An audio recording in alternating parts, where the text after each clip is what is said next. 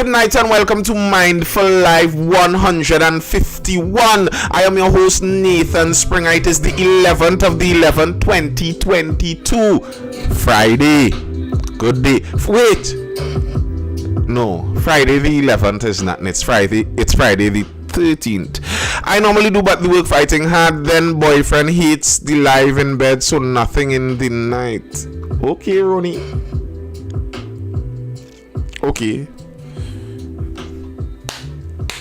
I can't comment on that one. I mean, if the guy doesn't like the you do you understood. Exactly, Nisi. Just look. Ria is usually the one to jump in to tangle with Rooney and those conversations, so I will leave that be. But yes, thank you for being here. It's a Friday evening and we're just here chilling, we're just here talking, and as you brought it up, Ronnie, we'll brush up on that. Yes, tonight the main issue we're going to be talking about is that American political situation and some interesting conclusions that could be drawn, some interesting facts, interesting statistics that came out of the American midterm election very recently. But as Ronnie brought that up, there is the issue of this whole anti-Semitism, that Mr. Kanye West and Mr. Kyrie Irving, the basketballer, got themselves into trouble for. Now, as I was saying, Ronnie, in the video I did, y'all could head over to my YouTube channel, Nathan Spring, over there on YouTube. There is a video currently on that entire issue that dives pretty in depth to it if you're interested in that, if you want to find out why certain things are the way they are, what they said, etc. The video dives a bit into that, but we could talk about it still here.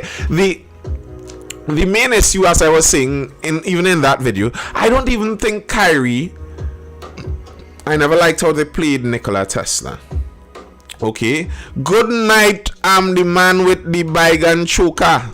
Okay, bygone choker guy, born to be a headache. Good night, KP. But yes, the Kyrie himself didn't actually say anything anti-Semitic on his own. What Kyrie did is he posted a link to a documentary. And now that documentary, the documentary was basically a documentary that has a lot to do with the Black Hebrew Israelite movement, religion, according to how you look at it, how you think about it. And a lot of the anti-Semitism that is being alleged against Kyrie and even Kanye actually comes from a base in that. That's what upsets me a good bit about this whole thing. The amount of hypocrisy circling this. I saw Charlemagne the God, as he calls himself. He ain't no God, but Charlemagne the God, as he calls himself.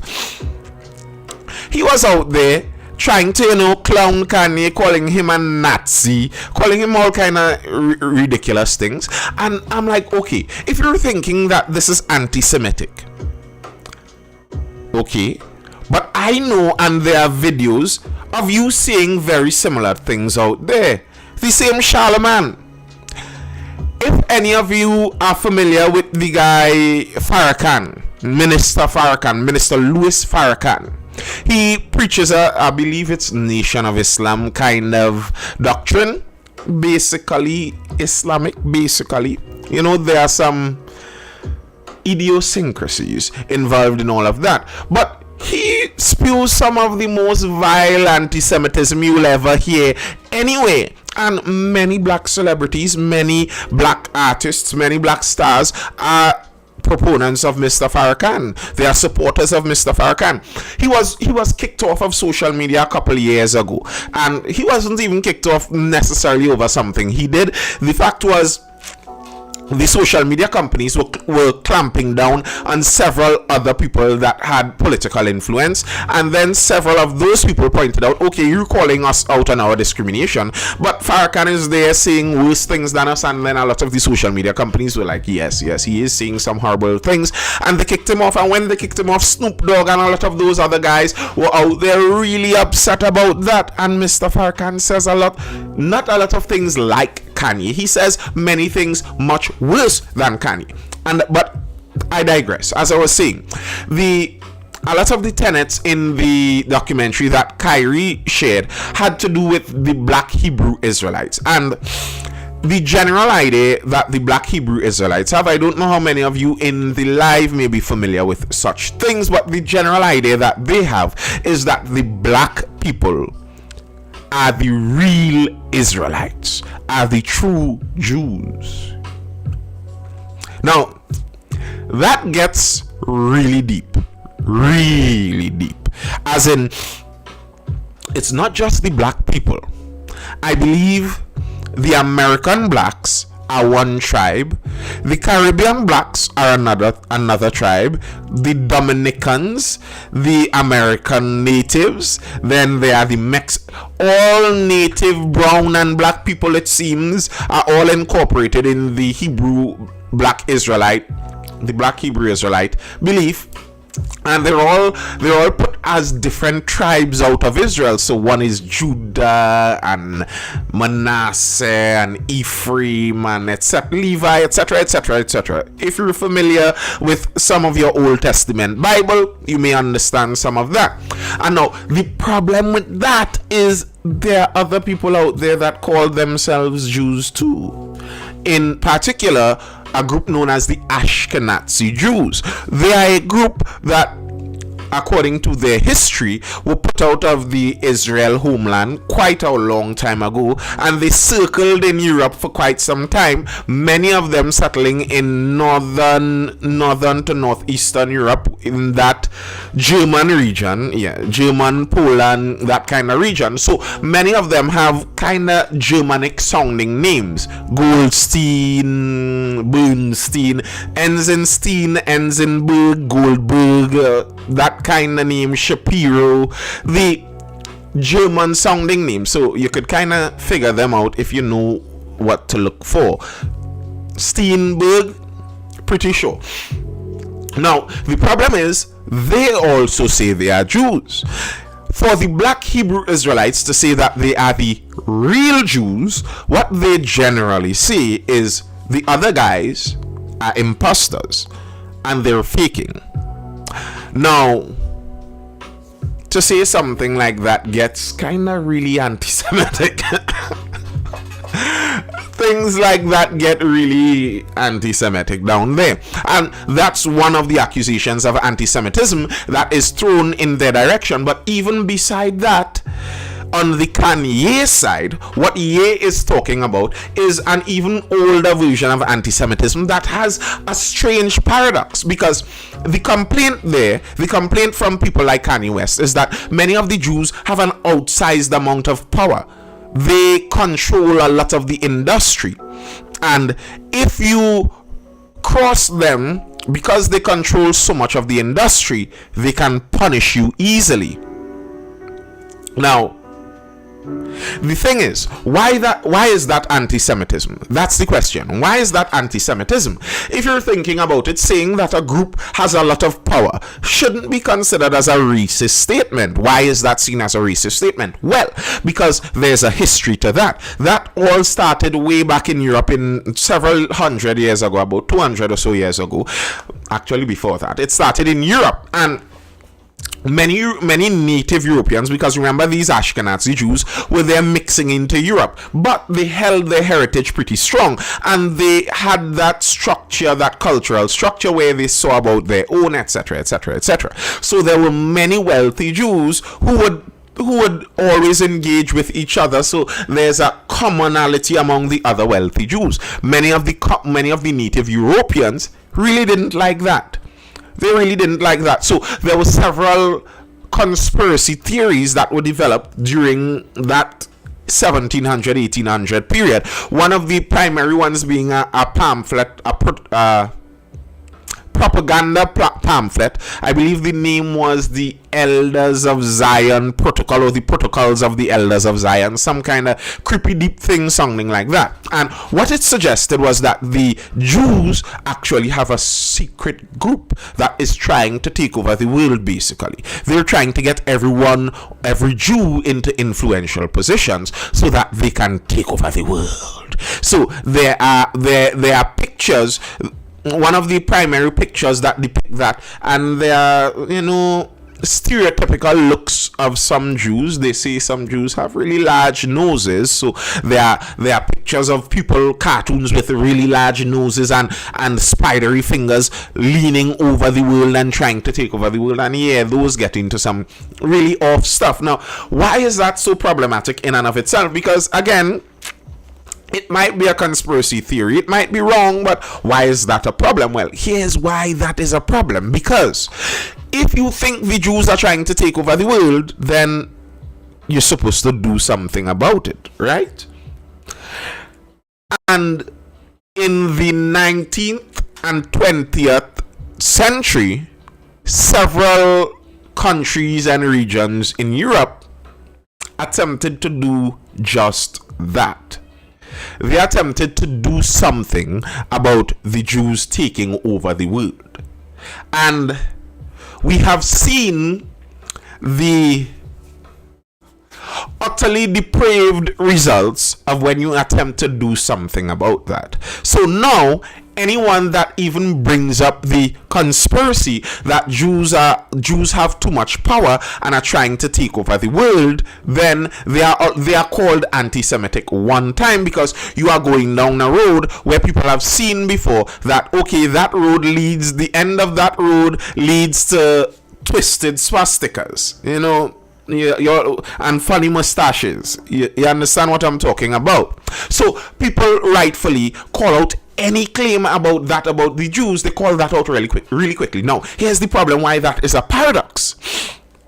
Because the truth is, there indeed are many powerful Jewish people. That's just a matter of fact. And now, especially when you're looking in industries in the United States, like the entertainment industry, it's a matter of fact that the entertainment industry is largely headed by many Jewish people.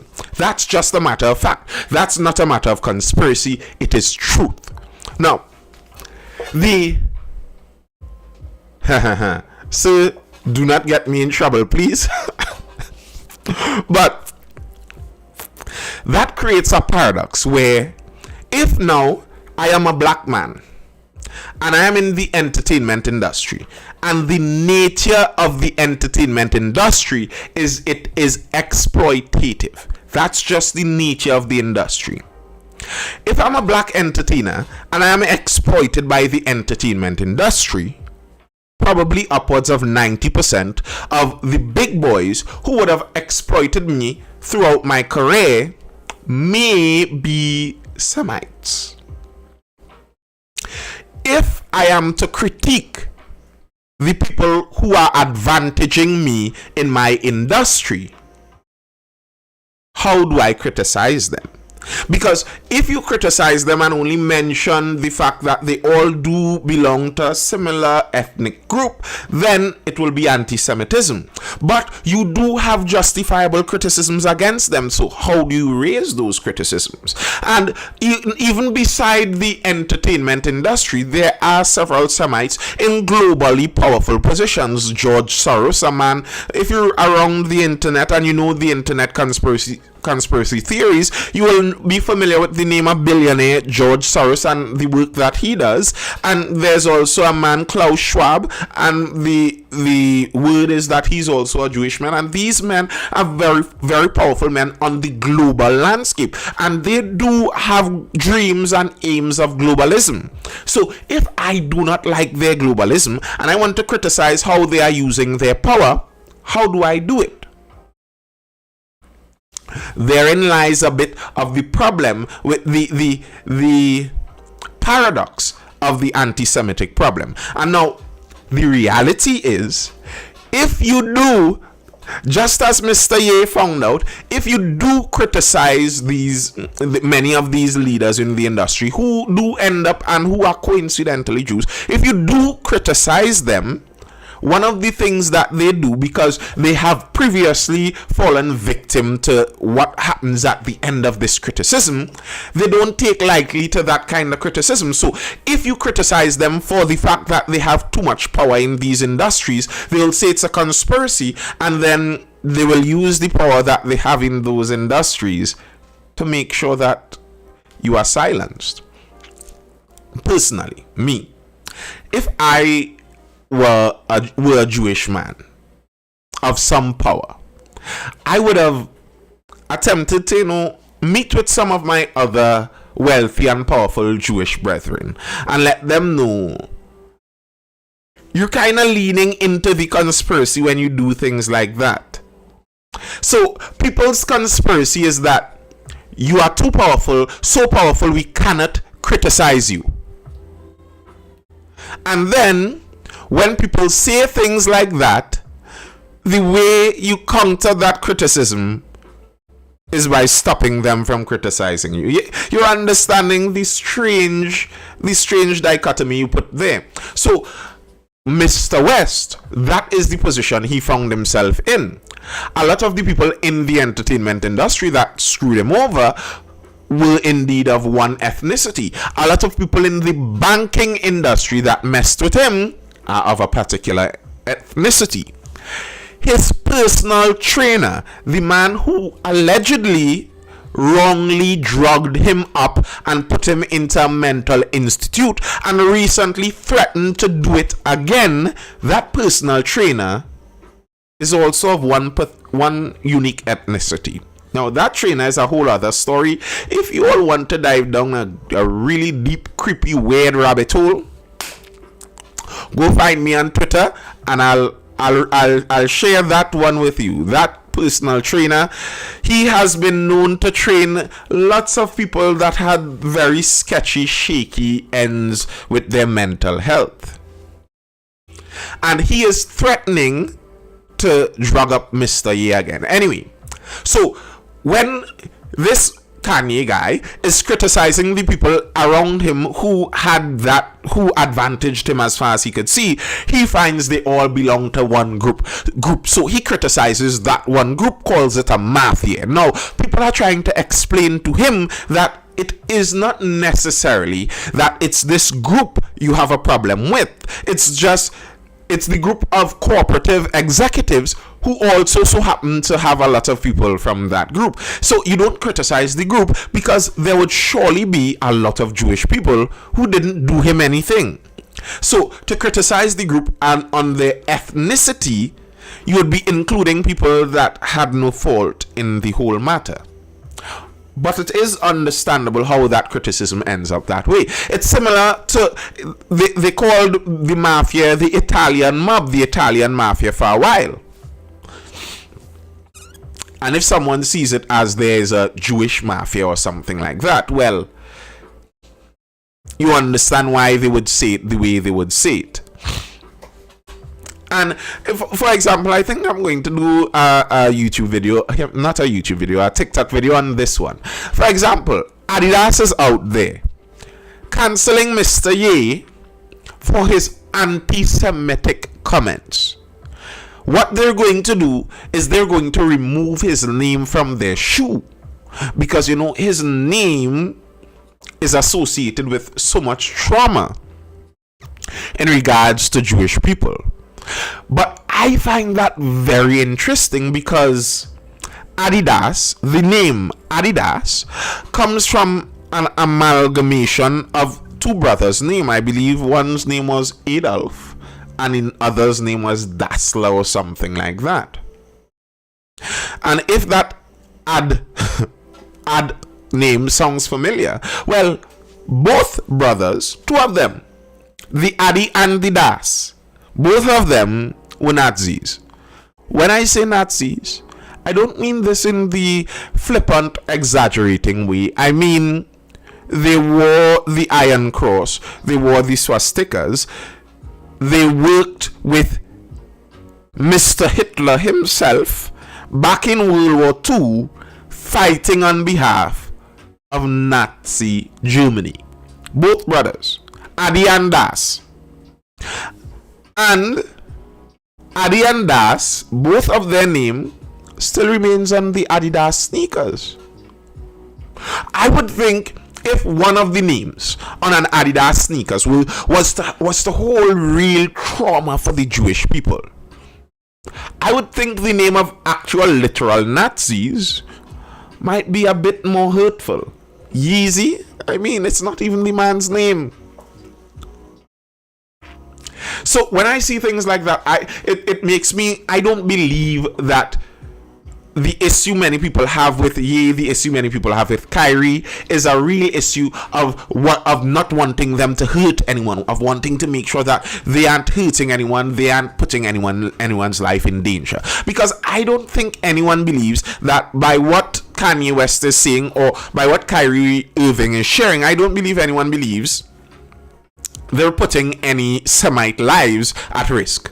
I don't think so. I don't think anyone thinks that either. But Mr. West was already leaning down that Republican road.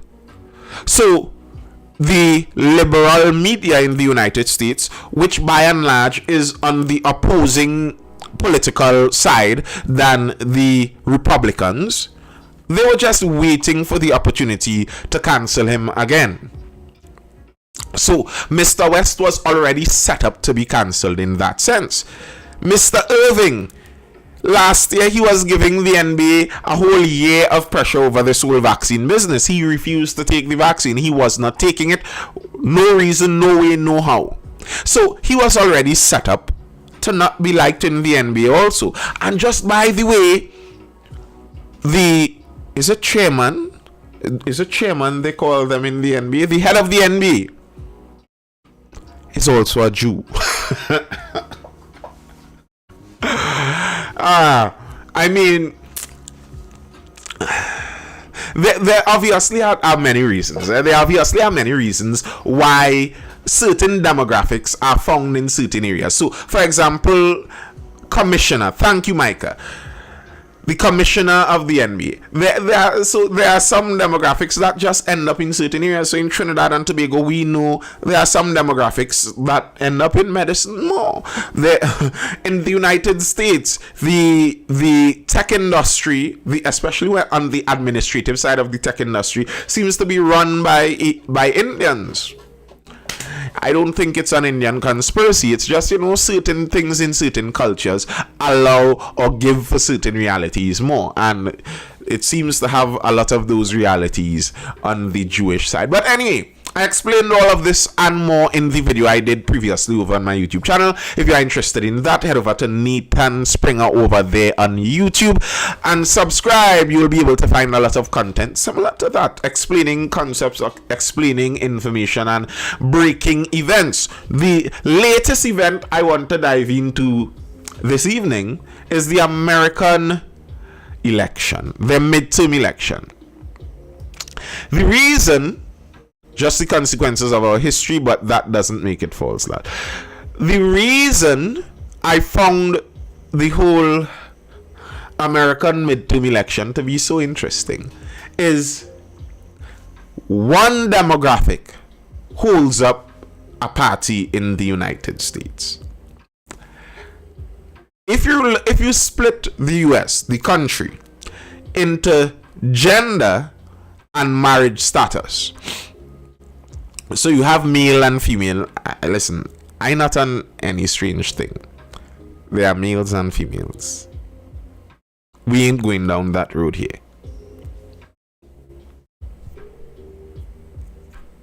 Males, females. If you split them up into males and females, and married and unmarried, you end up with 4 groups. Married men, unmarried men, married women, unmarried women. Now, 3 of those groups voted in majority for one party in the United States. And only one group voted for the other party. I find that very interesting. I think that is an extremely interesting statistic. Because let's read this story. Let's read the story that is breaking some of this information. What from the Washington Examiner? Bear in mind, this publication leans to the right. They lean towards the Republicans, towards the conservatives. In the United States, there are two main parties: the Republicans, the GOP. They are generally conservatives and more libertarians, and then there are the Democrats. They are liberal more, they are progressive more, they are socialists more, left leaning. So those two parties.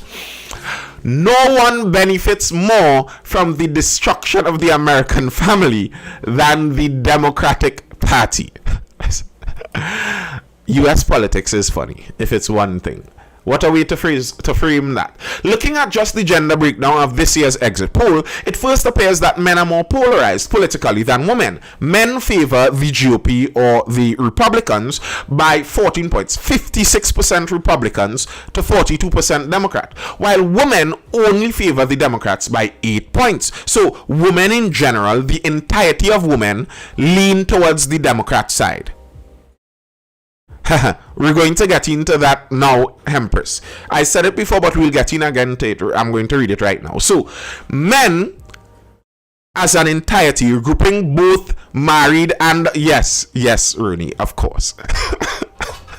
You're grouping both married and unmarried men together as one group. Men favor that right-wing conservative side of politics. Conservative side of politics, how do you think about conservative side if you were to explain it? They try to conserve more. So the older, more traditional ideals of marriage, the older, more traditional ideals of culture, the older, more traditional ideals of your society, that's what they go for more. While the left wing, being more progressive, being more liberal, being more socialist, they're much, also the right, the conservatives are much more individualists. So their aim is that the government isn't there to help everyone and give out everything to everyone. You should be there and working hard to make sure you secure what you have to get. Pull yourself up by your bootstraps, that kind of conservative style thinking. While on the left, being more socialist, being more left leaning, being more collectivist, their aim is that the government should be doing a lot more. So in the US, they don't have our style of public health care. The left wants that. The left wants that the government pays for everyone's health care. The government allows for affordable housing. The government gives people money when they need it. Anytime they need it for anything they need it. Of course, not that exaggerated, but more along those lines. So women in general, both unmarried and married, when you put them all as a group, they lean towards the Democrat side, towards that left-leaning side. But drill down one level further by adding marital status into the picture, and it quickly becomes clear that one demographic is far more polarized than others. And they have a nice breakdown of a graphic here. Married men, they vote for Democrats at a 39% rate, while they vote for Republicans at a 59% rate. Married women vote for Democrats at a 42% rate, and Republicans, married women vote for Republicans at a 56% rate. So married women still favor conservative, they still favor Republicans. Unmarried men, they vote for Republicans still at a 52% rate. Still majority Republican, but much less. That's interesting. That's very interesting. While unmarried women vote for Republicans at a 31% rate. 68% of unmarried women vote Democrats. So by far they are the highest percentage voting for any group. Every single other group leans conservative. The only group sustaining the left-wing Democrat Party in the United States are single or unmarried women. I found that just so interesting. I found that just so interesting. I also find it very interesting the progression of these things. That married people in general vote for one party, and unmarried people in general are less likely to vote for that party. If you were to hitch your hopes on people that have the most wholesome intent for the future of your country, which one of these four groups would it be? Who do you think has more of an intent for the better future? That is based on exit polls, not just random polls. Exit polls where the people voted, and when they're exiting the voting place, the voting stations, they ask them questions. So exit polls are about as strong of a poll as you could get.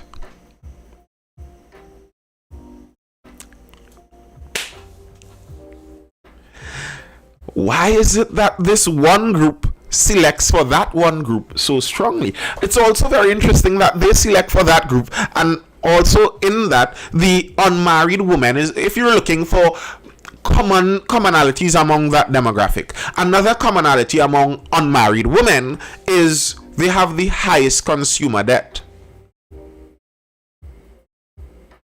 Because all of the polls were dead wrong. Not all. The polls from about 4 months ago were pretty correct. If you looked at polls from about 4 months ago, they were pretty correct. Then certain things happen in the recent times that make polls a little strange. I think American elections are, unless they pull back from their systems that they're doing now, American elections are going to change forever. The right-wing side in the United States, the GOP, the Republicans, they were expected to take a really significant win over this midterm, and they won still, but they didn't take nearly as significant a win as was expected. And I think a lot of that has to do with the fact that the United States is now allowing for much more people to vote. They're opening up the voting. Not that people weren't allowed to vote before, but just telling people that, for example, in Trinidad and Tobago, in order to vote, you have to wake up, you have to go out to whichever school in your district, whatever is your polling station, go there, cast your vote, stick your hand in the ink, and then leave. That's how it's done. That's how voting has been done. Now in the United States, they mail out the ballots, and they mail it out way before the elections. So in a home, teenage children that were 18, 19, they could have voted 18, 19, 20, 21, 22, 18 to 25 probably. They could have voted, but the reality is the majority of them just weren't that interested that they would have taken the time out of their day to go to somewhere and vote. But now when the ballot is mailed to you, then when your parent comes to you and tells you, look the thing there, vote. In fact, you don't even need to vote, just fill out for me and I will sign it. And that's pretty much what starts to happen now. So in this election, you see lots of young people, very young people, the earliest ages. There was a split in that too. CNN has that. I'm pulling these up over on my YouTube, just by the way. You could head over there whenever we're finished and you'll be able to see all of them. Subscribe to my YouTube channel, Nathan Springer, over there. Well, yeah, CNN had some exit polls also that polled by age.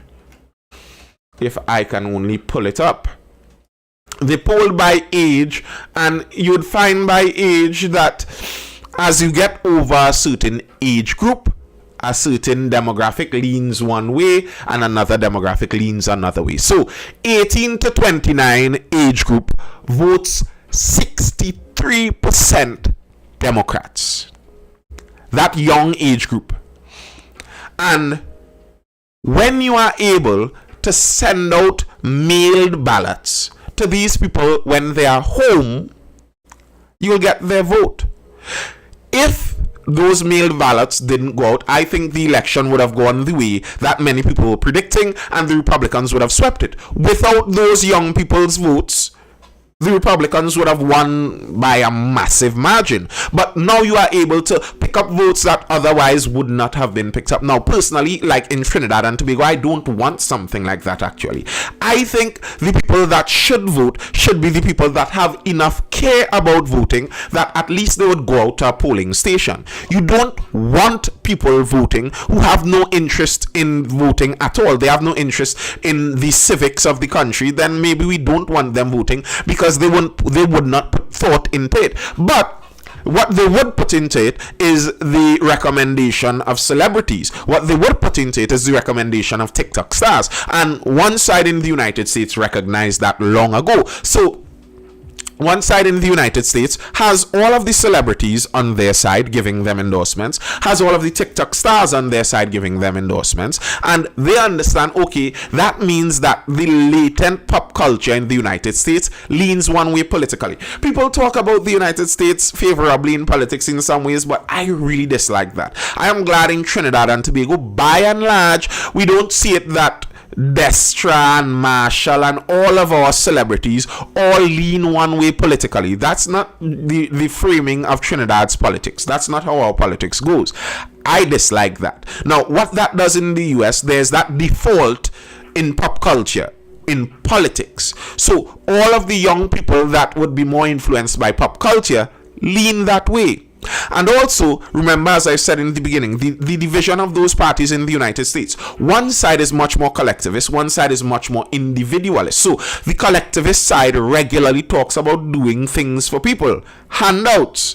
Give you this, give you that. So, for example, the collectivist side, Joe Biden, his party, they spoke about student loan forgiveness, where you could have gone to school.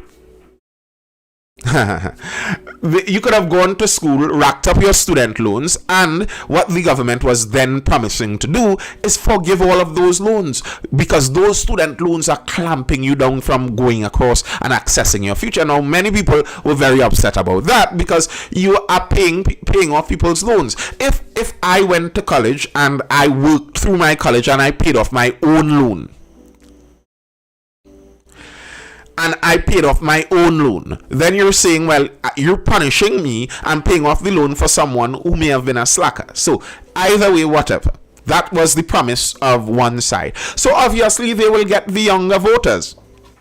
The problem with some of the younger voters is that they don't seem to understand that promises are comfort to a fool.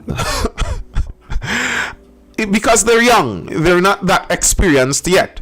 So federal judge strikes down Biden's student debt relief program. And isn't it ironic that the federal judge struck down that student debt forgiveness program after the elections? It's almost like they were very much aware that what they were even offering was something that was illegal in their constitution. They would not have been able to go through with it, but they knew just the promise of it would have been enough to sway one demographic, so they threw that promise out there. And then 2 days after the election, you found out, well, whoops, you don't get that promise again. So in the United States, one side leans with the younger demographic, with the unmarried woman demographic, and there's one other demographic that leans very heavily to the Democrat side. Black people. Yeah. So, young, unmarried, black woman. In the United States, if you meet a young, unmarried, black woman, it's probably like 98% chance you could predict her voting. Personally, my opinion, I don't think that tells a good thing about a demographic. I regularly say this about Trinidad politics. You never want to be a safe constituency for a political party. That's not a good place to be, because one, they don't have to care much about you because you're a loyal, nice little slave there in the corner. That's one. And two, They don't have to reason with you. They just pander to you. If you look at most of the core of the base of any political party in a country, they are usually the demographic that does not do too good. Anytime you are too loyal of a base, you are almost always the demographic that without fail isn't doing too good. So if you look at statistics, the group with the highest consumer debt, young black women. The group that is getting married the least, young black women. And as the Washington Examiner framed it, one party has a vested interest in you not being married. Listen, you think these political parties don't pay attention to these statistics and information? If my political party gets power from young unmarried women, and the statistics say that married women vote the other way, wouldn't I be trying my best to let you know that, you know what, you should stay unmarried? That's how you really get your power. You know, you are empowered as a single woman. You should stay just like that.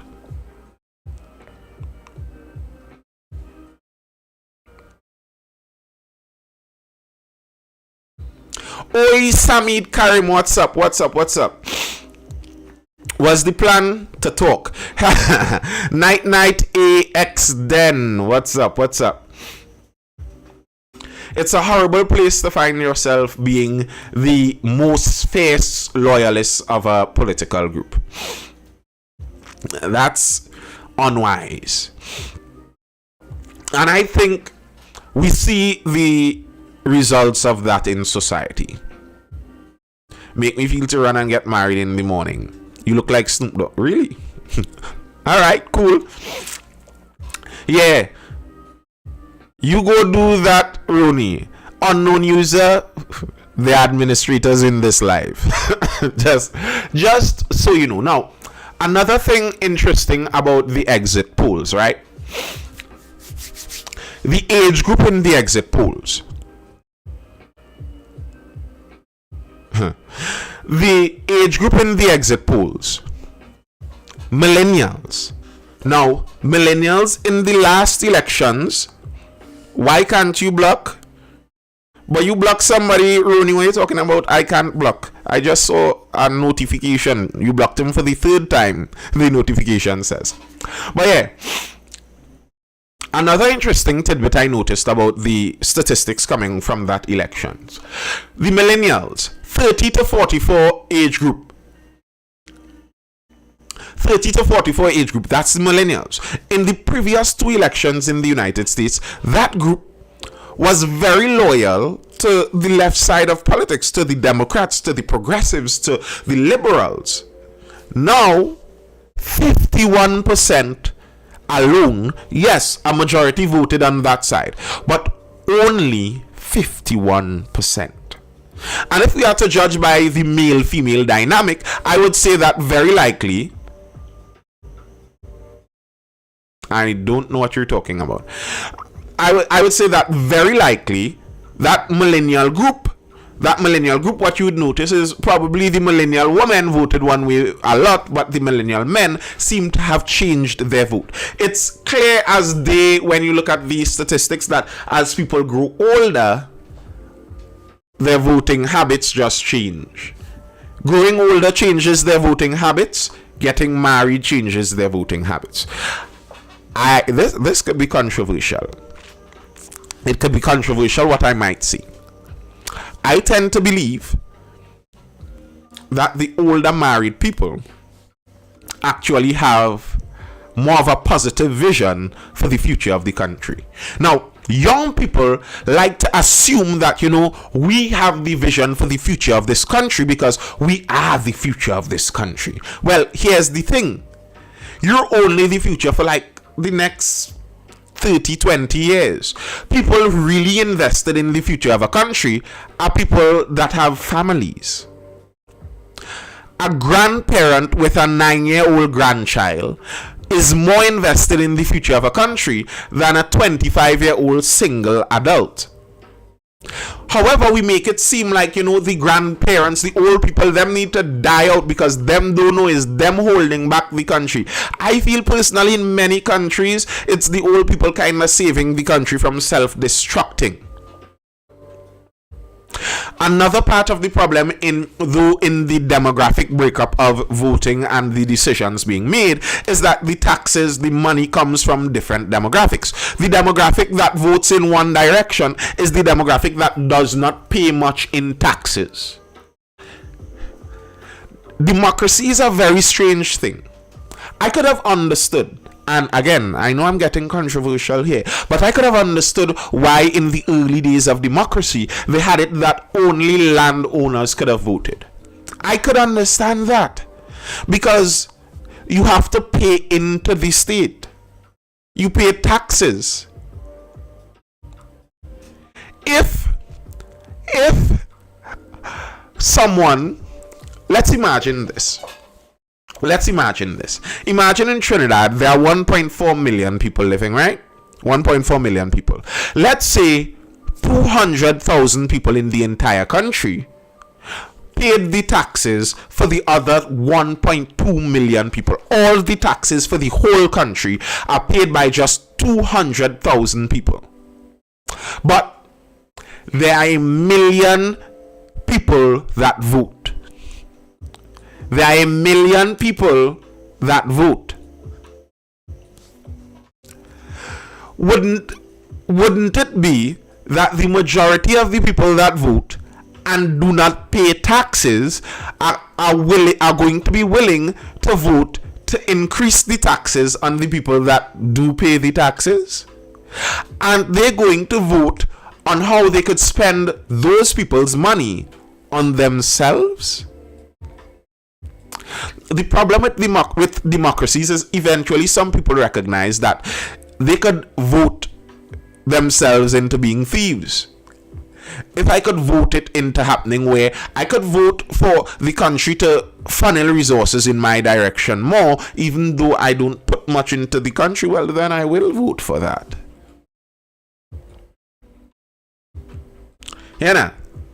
I say, if I were the tyrant of the world, they gave me the supreme leader powers of the entire world for a day, and then we have to do elections again. Well, here's what I'm doing. I'm making a law that only married people with children vote.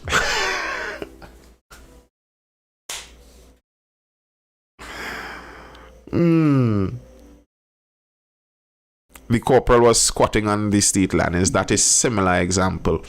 The corporal who was squatting on the state land, I guess. You stupid saying, Ronnie, I feel if we go to that, the results would be so positive for our country. The results would be so much more positive. Only married people with children get a vote. Everyone else there, you all are plebs, you all are workers, you all are serfs in this society to work for the married people with children, because the married people with children have vested interest in the future of this country and this culture and this society. Until you are in that position, then you don't have vested interest in the future and work for us without a vote. If I were the dictator for the day, that's my command. Married people with children, you all get to vote. You all have a vested interest. You want to work for something in the future. How do you feel about mandatory military school for all children in 15 years? Nah. No. I don't like that. I could do with a mandatory military school as the safety net.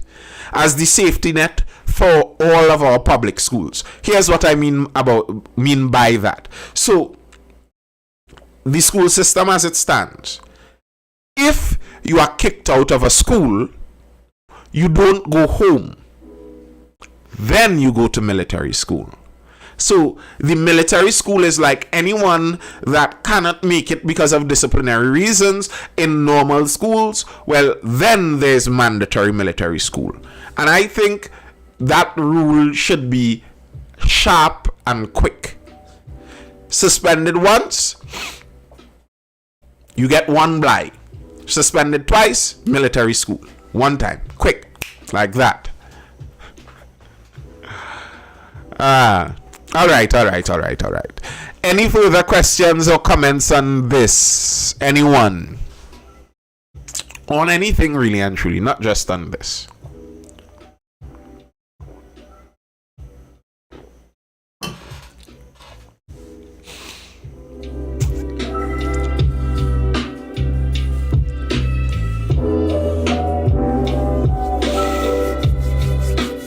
Any further questions or comments, anyone?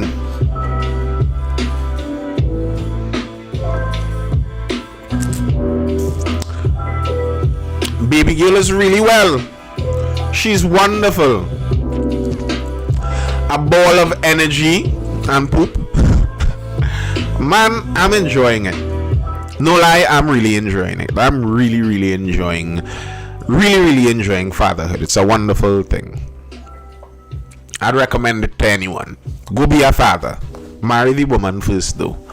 What about a tram system in Port of Spain? Yeah, that would help. But anytime I think about trains and Trinidad, I start to get upset with old people. You know, sorry.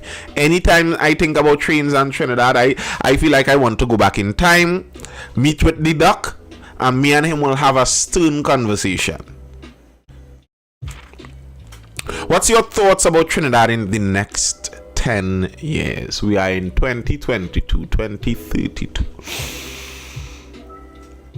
I have no idea. Because the world in and of itself is in a precipitous position right now.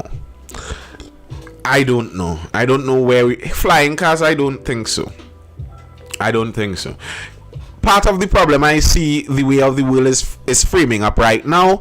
I might be surprised if in the next decade or 2 we are allowed to drive cars privately and independently, even on our own. Notice this. The world is framing things in such a way that more things now are services instead of products. You can't buy as many things as yours anymore. You pay for a service that is owned by someone else and you just kind of use it. Uber style business, and I feel that's actually what may be taking over. So flying cars, no way would the powers that be want each individual to have the freedom of a flying car. They don't want that. It's worse yet in a country like ours. If our government wouldn't trust trained individuals who go through, I know I was answering Empress Rooney and that, but trained individuals that go through the process for weapons, they don't trust them with weapons, so obviously they wouldn't trust them with flying cars. Our trend of development, I honestly don't know the reason. Good point, Serenity, very good point. The reason I'm saying I don't know, as I was saying, is the direction the world is heading in. Our trend of development depends on what the direction the world is going in is going to be. Is the world going to actually be serious about the climate change issues, and are they seriously going to attempt to follow through with the ideas they have for countering climate change right now? If that's the case, then our development issues head in one direction. If, as it seems to me, climate change obviously is real, but as it seems to me, some of the recommendations based off of climate change are political and economic by nature, and they do away with some of those, I think then our development trend may be in a different direction again. One of the benefits with Trinidad and Tobago is our human resource. Even beside the political side, our human resource capital is pretty strong. I don't think there may be another Caribbean country with as much widely and highly educated people as Trinidad and Tobago. And that's not a knock on any other Caribbean country. That's just the nature of our history and our reality. And that's something that can benefit into the future. as industries change, as industries raise from just primary, secondary to tertiary and quaternary, the amount of experience and education you have in those varied fields would become very important. Another factor in the direction we head in, I'm answering the same 10 years question, depends on how unified the Caribbean gets to. Tobago was talking about the fact that they need to run tourism as a Caribbean-wide thing, not as an individual atomized island, but as a Caribbean-wide thing. If that pulls through, that's one. We've been talking for years about actually using CARICOM and using the CARICOM single market and economy. Guyana has newfound gas and oil. Guyana also has a lot of land space, so our manufacturers, they may be able to source raw material from Guyana. Trinidad and Tobago has a very strong manufacturing sector. If we could push that sector where we are the manufacturers more and we are the ones with the capital more, and we spread that out across the Caribbean using each island for their specializations, well, then again our development trend would head in another direction. Now, if you're talking about the direction I see politicians leading our development trend, then I don't have much hope for that. The thing I do possibly have some hope for is the individual people, that they can make choices that would allow Trinidad to still function in a positive light on the global scale. But then Russia could drop some nukes and send us into a nuclear war in the next year, 2 years, and all of that means nothing. So, who knows? There's that. Ideas for countering climate change in Trinidad. I don't really have much ideas. Like, I'm an environmentalist. Let me start by saying this. I am an environmentalist. I believe in conserving our environment. I believe in doing the best for environment, all of that good stuff. However, a lot of the talk on climate change is pushed by people with political ends, political dreams, or economic ends and economic dreams. I will not listen to any suggestions coming out of a convention or a summit on climate change where everyone enters in a private jet. I will not listen to people preaching that we should not be using fuel, we should use gas at a lower level, we should be trying to live in little pods to decrease our carbon footprint because the sea levels are rising and we wouldn't be able to live on the beach in the next 5 years, and those people are investing in beachfront property. I cannot listen to people like that. Intellectual resources are migrating. We need to crack deals with Guyana before others. That is so true. Especially in the manufacturing sector. I'm not even even if Guyana did not find gas and oil, we were supposed to be making deals with Guyana since 30 years ago. Guyana has rich resources in land space. Trinidad has many manufacturers. I remember speaking to someone high up in the manufacturing industry, and he was letting me know that that's something that they have been chomping at the bit for a long time now. They want to be able to source their raw materials right from Guyana. Trinidad and Tobago, by just virtue of our size, we may not be able to do everything to the scale that would make it economically viable, but Guyana does have that space, and their problem is that on the government side there are some criteria that needs to be passed to allow for imports to come from Guyana based on certain tests done on the food and based on certain based on certain hurdles that our government has put on the trade between Guyana and Trinidad. And I don't know why they aren't removing those hurdles yet. I suppose, I will guess, that some people make a lot of money based on those hurdles, but I don't know that for sure, because there are some hurdles that seem like they don't make sense, and it is what it is. So you can't. I think a simple example is honey. Guyanese honey can't be imported into Trinidad. They can't even use Trinidad as a transshipment point. So for them to export their resources, it's difficult because if you're exporting something like that, ideally you would export it. Ideally, you would transship it to Trinidad, then to somewhere else. So there are lots of difficulties in that. I don't know what the government's deal on that is, but yes, we are supposed to be working with Guyana. We were supposed to be working with Guyana a long time now. Intellectual resources are migrating, and I don't doubt that.